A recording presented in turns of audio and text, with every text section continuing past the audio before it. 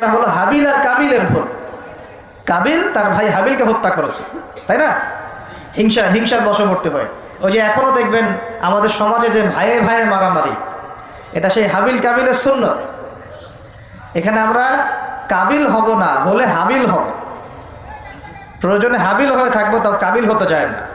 কারণ নবী সাল্লাল্লাহু আলাইহি ওয়াসাল্লাম বলেছেন, পৃথিবীতে প্রথম হত্যাকাণ্ড সংগঠিত করেছে কাবিল।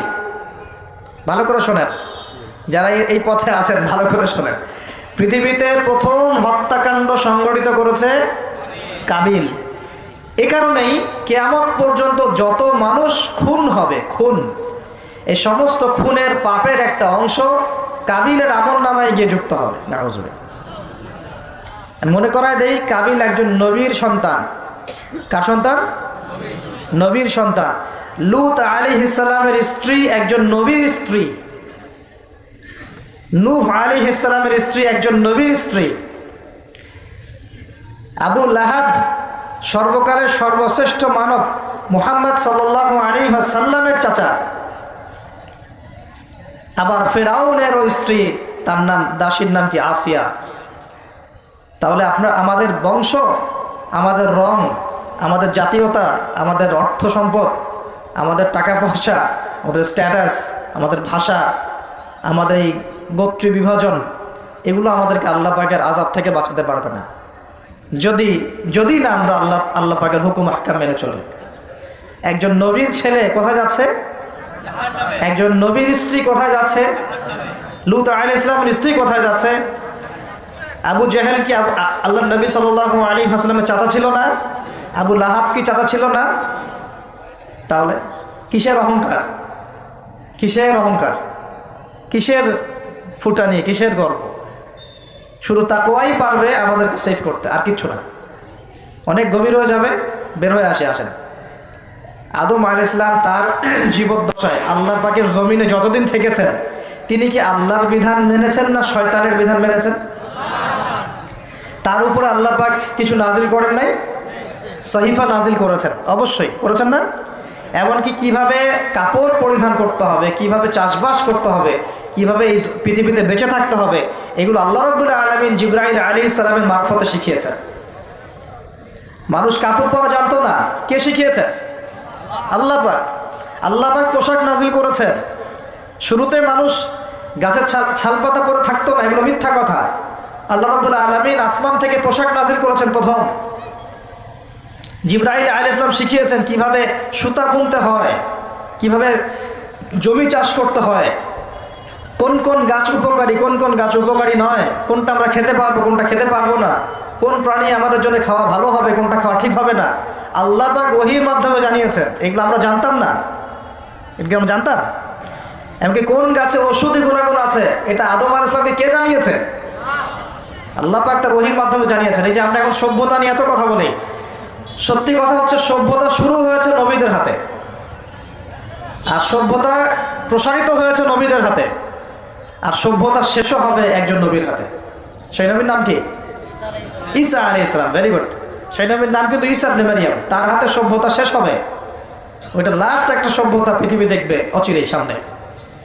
এখন আসেন, আদম আলাইহিস সালাম ছিলেন আল্লাহ পাকের খলিফা, এবং তিনি পৃথিবীতে তার আল্লাহ পাকের বিধান দিয়ে নিজে চলেছেন, পরিবারকে চালিয়েছেন, ওই সময় সমাজকে চালিয়েছেন, এবং ওই সময় পৃথিবীটাকে তিনি আল্লাহ পাকের বিধান দিয়ে পরিচালিত করেছেন, অন্য কারো বিধান দিয়ে নয়, মন গড়া বিধান দিয়ে তো মোটেই নয়, এবং নিজের রচনাকৃত বিধান দিয়ে তো মোটেই নয়, নিজের প্রবৃত্তিগত অনুসরণ দিয়ে মোটেই নয়, বরং আল্লাহ পাকের পক্ষ থেকে যা এসেছে সেইটা তিনি ফলো করেছেন।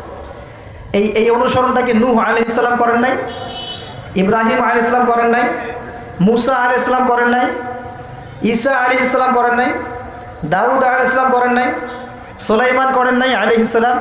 আমাদের নবী মুহাম্মদ সাল্লাল্লাহু আলাইহি ওয়াসাল্লাম তিনি কি করেন নাই? আমার কথা কি বুঝতে পারছেন? তাহলে তারা কি অনুসরণ করেছেন পৃথিবীতে?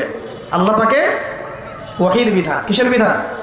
ওহীর বিধান। এখন আসেন, আরেকজন নবীকে আল্লাহ পাক বলেছেন খলিফা, তার নাম কি বলেছিলাম শুরুতে? দাউদ। কোন সূরায় আছে এটা? সদের মধ্যে। এইখানে আল্লাহ পাক আরো স্পষ্ট করে বলেছেন একজন খলিফার দায়িত্ব কি। খুব মনোযোগের সাথে শুনবেন। উপযুক্ত পরিবেশ মনে হচ্ছে বলে আলোচনাগুলো করছি। আপনারা খুব সুন্দরভাবে বসে আছেন, আমি কথা বলতে খুব কমফোর্ট ফিল করছি। আল্লাহ পাক বলছেন যে ইয়া দাউদ, হে দাউদ, ইন্না জাআলনাকা খলিফাতান ফিল আরদ, আমি আল্লাহ তোমাকে পৃথিবীতে আমার খলিফা করেছি। সুবহানাল্লাহ। হে দাউদ, আমি তোমাকে পৃথিবীতে আমার খলিফা করেছি। এখান থেকে বলতে গিয়ে আপনাকে বলছিলাম যে দাউদ আলাইহিস সালাম এই জেরুজালেম থেকে 40 বছর বিশ্ব শাসন করেছিলেন। কত বছর? দাউদ আলাইহিস সালাম এই জেরুজালেম থেকেই, যেখানে এই লড়াইগুলো হচ্ছে এখন, এখান থেকে তিনি 40 বছর বিশ্ব শাসন করেছেন। এবং তারপরে তার সন্তান সুলাইমান আলাইহিস সালাম আরও 40 বছর তার বাবার চেয়েও দাপটের সাথে এই বিশ্ব শাসন করেছেন। এবং তারা ছিলেন তখন মুসলিম, তারা ছিল তখন কি মুসলিম। কিন্তু এখন যে ইসরায়েলকে আপনারা দেখছেন, তারা ওই শাসনটাকে ফিরিয়ে আনার চেষ্টা করছে, কিন্তু ভুল একটা পথে। ভুল পথটা কোথায়? তারা মনে করে তাদের একজন মাসিহ আসা এখনো বাকি আছে, এবং তারা মাসিহুদ দাজ্জালকেই তাদের মাসিহ মনে করে। আল্লাহ পাক তাদের মাসিহ পাঠিয়েছিলেন, সেই মাসিহের নাম হচ্ছে ঈসা আলাইহিস সালাম, কিন্তু তারা নিজেরা তাদের মাসিহকে চিনতে ভুল করে হত্যার চেষ্টা করেছিল। তারা নবীদেরকে হত্যা করা জাতি, এমনকি তারা আমাদের নবী মুহাম্মদ সাল্লাল্লাহু আলাইহি ওয়াসাল্লামকেও হত্যার চেষ্টা করেছে একাধিকবার। তো তারা মাসিহ ঈসা আলাইহিস সালামকে হত্যার চেষ্টা করেছিল, আল্লাহ পাক তাকে উঠিয়ে নিয়েছেন। এবং তাদেরকে পরীক্ষা ফেলে আল্লাহ পাক মাসিহুদ দাজ্জালকেই তাদের কাছে মাসিহ মনে করিয়ে দিয়েছেন। এখন তারা দাজ্জালের জন্য তাদের প্ল্যাটফর্মটা রেডি করছে। এই কারণেই এই সংঘাতগুলো আপনারা দেখছেন। দাজ্জালের কনসেপ্টটা না বুঝতে পারলে এখনকার জিও পলিটিক্সটা বুঝতে পারবেন না। ইউনাইটেড নেশনস আপনাদেরকে জিও পলিটিক্স বোঝাতে পারবে না। জিও পলিটিক্সটা বুঝতে হলে দাজ্জালের কনসেপ্ট লাগবে। তাদের ধারণা তাদের মাসিহ আসলে পরে তারা ওই ফিলিস্তিন থেকেই, জেরুজালেম থেকেই আবারও বিশ্ব শাসন করবে, এটা ওরা ধারণা করে। এই ধারণায় তারা বিগত 100 বছর থেকে কাজ করে যাচ্ছে। কত বছর থেকে? এবং কাজ করতে করতে করতে করতে এখন দেখেন কি অবস্থা। প্রায় বেশিরভাগ জায়গায় তারা দখল করে ফেলেছে। তারা রাজনীতি নিয়ন্ত্রণ করে ফেলেছে, তারা রাষ্ট্র গঠন করে ফেলেছে, তারা রাজধানী পর্যন্ত ঘোষণা করেছে, তারা অর্থনীতি নিয়ন্ত্রণ করে ফেলেছে, তারা ব্যাংকিং ব্যবস্থা নিয়ন্ত্রণ করে ফেলেছে, ব্যবসা বাণিজ্যের বড় বড় সেক্টর নিয়ন্ত্রণ করে ফেলেছে, প্রযুক্তিগুলো নিয়ন্ত্রণ করে ফেলেছে, অস্ত্রশস্ত্রগুলো মজুত করে ফেলেছে। এখন তারা যা ইচ্ছা তাই করতে পারে। এই কাজগুলো তারা কেন করছে এটা আপনারা বুঝতে পারছেন না। কেন তারা হাসপাতালে বোম মারবে? কেন শিশুদেরকে হত্যা করবে? কেন নিরীহ ফিলিস্তিনিদেরকে এখান থেকে উৎখাত করবে? কেন? আপনার তো একটা কুকুরের গায়ে লাথি মারতো মায়া লাগে, মায়া লাগে না? কিন্তু কিভাবে নির্দয়ভাবে এই কাজগুলো তারা 100 বছর থেকে করতে পারছে? কারণ তারা মনে করে তারা সঠিক কাজ করছে। তারা মনে করে যে তারা এই জায়গার মূল মালিক, এই জায়গার মূল মালিক তারা এটা মনে করে। এবং তারা নীলনদ, মিশরের নীলনদ থেকে ফোরাত নদী পর্যন্ত পুরো জায়গাটাকে হোলি ল্যান্ড মনে করে, পবিত্র জায়গা মনে করে। এবং তারা মনে করে যে আল্লাহ পাক তাদেরকে ওই জায়গাটা দিয়েছে, এই জায়গায় ফিলিস্তিনিদের থাকার কোনো অধিকার নাই।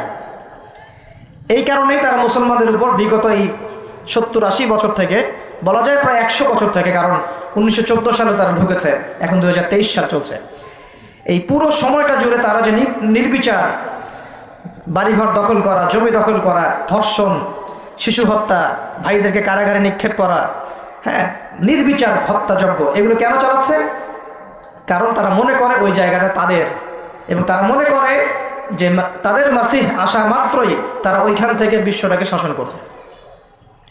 এবার কি মিলাতে পারছেন বিষয়টা কোন দিকে যাচ্ছে? এবং সত্যি কথা বলতে কি, তাদের মাসিহ, তারা যাকে মাসিহ মনে করে, সেই মাসিহুদ দাজ্জাল সত্যি সত্যি সেখান থেকে আসবেও, এবং ইহুদিদেরকে নিয়ে সে বিশ্ব শাসন করবেও। দাজ্জাল আসবেও এবং ইহুদিদেরকে নিয়ে সে বিশ্ব শাসন করবেও। এটা আমাদের নবী সাল্লাল্লাহু আলাইহি ওয়াসাল্লাম বলে গেছে। এটা হবে সর্বশেষ জালেমদের শাসন, সর্বশেষ। এবং কত দিন শাসন করবে সেটাও নবীজি বলে গিয়েছেন সাল্লাল্লাহু আলাইহি ওয়াসাল্লাম। আল্লাহ নবী বলে গিয়েছেন সে শাসন করবে 40 দিন। কতদিন? যার প্রথম দিনটা হবে 1 বছরের সমান। অলৌকিক না বিষয়টা? দ্বিতীয় দিনটা হবে 1 মাসের সমান। তৃতীয় দিনটা হবে 1 সপ্তাহের সমান। বাকি দিনগুলো হবে আমাদের দিনের মতো। পৃথিবীর সামনে এটা অপেক্ষা করছে, পৃথিবীর সামনে এটা আসা অপেক্ষা করছে মাত্র। এই যে ওদের দৌরত্ব আপনি দেখছেন জায়নিস্টদের, এটা এমনি এমনি না। এই যে পশ্চিমা মদত, আমেরিকার সাহায্য, ব্রিটেনের সাহায্য, পুরো পশ্চিমা বিশ্বের সাহায্য, এত শক্তি, এত দাপট তারা দেখাচ্ছে, যা ইচ্ছা তাই করে ফেলছে। ইচ্ছা হলে 200টা বাচ্চাকে মেরে ফেললাম, কেউ বলার কিছু নাই। আশপাশে আরব কান্ট্রিগুলো তাকায় তাকায় ফুটবল খেলা দেখছে, ঠিক আছে? সবাই সর্বোচ্চ এতটুকু বলতে পারে, আমরা নিন্দা জানাই, আমরা এর তীব্র প্রতিবাদ জানাই, দ্যাটস অল, এতটুকু।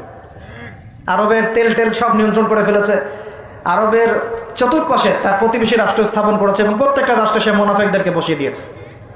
এত এত কিছু কিভাবে করতে পারছে কি মনে হয় আপনাদের কাছে? এমনি এমনি নয়, এর সাথে মাসিহুদ দাজ্জালের একটা গভীর সম্পর্ক আছে। এবং দাজ্জাল এই ইহুদিদেরকে নিয়েই বিশ্ব শাসন করবে, নবী সাল্লাল্লাহু আলাইহি ওয়াসাল্লাম বলে গেছেন। আর এই ইহুদিরা নবীর যুগে কি হালে ছিল?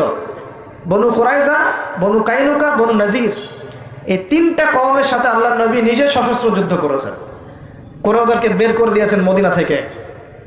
তারপর তারা খায়বারে গিয়ে আশ্রয় নিয়েছে। আলী রাদিয়াল্লাহু আনহু হাতে এই খায়বারও বিজয় হয়েছে। সবাইকে বের করার পরে নবীজি ইন্তেকালের কয়েকদিন আগে বলে গিয়েছিলেন, বাকি যারা আছে অবশিষ্ট, এদেরকে তোমরা এই জাজিরাতুল আরব থেকে বের করে দিও। কে বলে গিয়েছিলেন? এখন তার উম্মত দেখেন কি অবস্থা। চারপাশে বসে, ওই জেরুজালেমের চারপাশে আরব রাষ্ট্র রহম আছে, বসে বসে তামাশা দেখছে। 100 বছর হয়ে গেল। তো আমি এই জায়গা থেকে এখানে আসছি, ওইখান থেকেই দাউদ আলাইহিস সালাম বিশ্ব শাসন করেছিলেন। আল্লাহ পাক তাকে বলছেন খলিফা। কি করেছিলেন তিনি? আল্লাহ পাক তাকে বলছেন, ইয়া দাউদ, একটু মনোযোগের সাথে শোনেন, হে দাউদ, ইন্না জাআলনাকা খলিফাতান ফিল আরদ, আমি আল্লাহ তোমাকে এই জমিনে খলিফা করেছি। সুবহানাল্লাহ। এবং ওই জমিন বলতে কিন্তু এখন জেরুজালেম, আরদ মানে এখানে কিন্তু ওই বাইতুল মুকাদ্দাস, তিনি ওখান থেকেই বিশ্ব শাসন করেছিলেন। তোমার দায়িত্ব কি হে দাউদ? তোমার কাজটা কি? ফাহকুম বাইনান নাসি বিল হক, সূরা সাদ পড়ে দেখেন। তোমার কাজ হচ্ছে মানুষের মাঝে, অনুসারী জনগণের মাঝে তুমি ন্যায় বিচার প্রতিষ্ঠা করবে। কি করবে? তার মানে একজন, যে কেউ, একজন মেম্বার হোক, একজন চেয়ারম্যান হোক, একজন এমপি হোক, একজন মন্ত্রী হোক, একজন পিএম হোক, যাকে আল্লাহ পাক যেখানে দায়িত্ব দিবেন, খলিফা হিসেবে তার কাজ কি বলেন তো?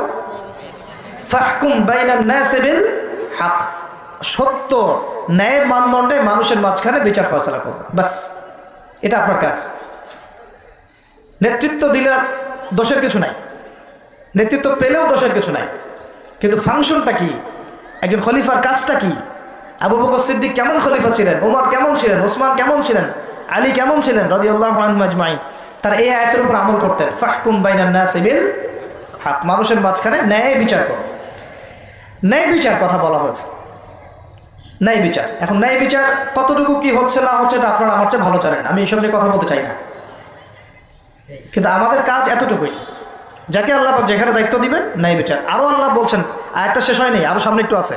আল্লাহ পাক বলছেন, ওয়ালা তাত্তাবিউল হাওয়া, ন্যায় বিচার করো এবং নিজের হাওয়া প্রবৃত্তির অনুসরণ করো না, নিজের মন গড়া বিধানের অনুসরণ করো না, নিজের প্রবৃত্তির দাসত্ব করো না।